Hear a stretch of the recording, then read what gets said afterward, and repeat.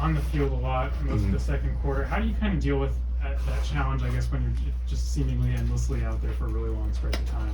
For us, it's kind of normal for us still because of the way we practice. Coach Lipos does a great job of making sure we're tempoing through drills and, we practice that. So that was easy to us. You guys held them to field goals on both drives there before the half. Just how did you feel about, yourself? You were out there so long, but then you're still look up and you're tied going into halftime. At the end of the day, the ball game was still 0-0 to us. We still had 30 minutes left to play. We knew the game wasn't over, and just holding the 2 field goals that says a lot because the things that happened, and we just went out there and fought, and so. What was the response to their first drive? I mean, they kind of marched on that first drive, scored the touchdown, and the next thing you know, you guys really stiffened up from there. I guess it's just us getting our feet wet. Just seeing their game plan, seeing how they're gonna do things, and we tightened up after that. Sure. Bengali came back and played. Yes, sir. Just let's talk about the week first. What was your vantage point of how he worked through the week and working to get back to being able to play? Well, Bengali did what he's supposed to do. He stayed in treatment. He did all the right things, making sure he was in the building a lot, with the trainers, just ready to get back. And he did a lot of work, and I'm proud of him today. Lance said he told him, "Coach, I'm playing." I'm sure he told you similar. Yeah. When did you first hear that from him, and did you believe him? He practiced on Monday for a little bit, just running around, and then eventually throughout the week he started putting pads on and started doing tackling drills and stuff like that. So we knew he was going to be good. Yeah.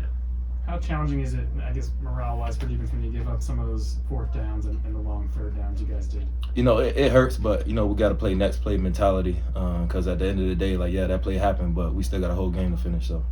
What do you take away from this? I mean, fans are going to take one thing, their side's going to take something else. What do you guys take away? We're a really good football team, being the underdogs, holding the SEC team, down to their core. So I had old teammates over there, they're telling me they were scared for a bit. So we got a really good football team ahead of us, and we're ready for conference play. After a game like this, what's Coach Leipold's message to you guys in the locker room? Just staying together. The things that we do not going to change just because we lost. We still got 10 more games, so we're gonna be all right. How do you approach this upcoming bye week? Just getting back to our basics because we had a lot of penalties that killed us, so definitely gonna be working hard at that and just staying together, not letting this linger around the locker room for too much because we, like I said before, we got conference play. What was your perspective on the fumble return touchdown? Mason makes the hit. I think Blake got it out. Yeah. Where were you? What'd you see? And I was happy because I was actually on the back side of the play, and I just seen him running, and I just immediately tried to block somebody. Yeah. So. I think Missouri put 250+ yards on rushing. How difficult were they to kind of defend against?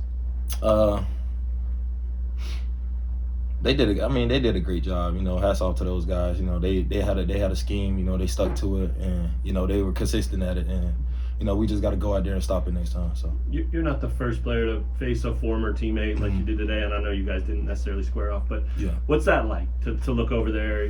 Guy you went to war with the last couple of years, and to see him different colors. You're in different colors. You're going against each other now. What's that like just for you personally? It honestly didn't feel real because being with him for 2 years, he was my roommate on the road and stuff like that. So it honestly didn't feel real for a little bit. But then like I said, he was just texting me all week, just blowing my phone up, annoying me. So right. Yeah. Did you see him pregame at all, or no? I didn't see him pregame. He was lucky I didn't see him pregame. Trey, looking at the D line in front of you, those guys were in the backfield a lot. Just what did you see from the way that unit did? They did a great job. I'm proud of my guys. We had a game plan of staying vertical, and they did just that. Disrupting the quarterback. Getting back there on a lot of tackle for losses. So I'm proud of those guys. I'm thankful for them too. Anything else? All right. Thanks, Trey. Thanks.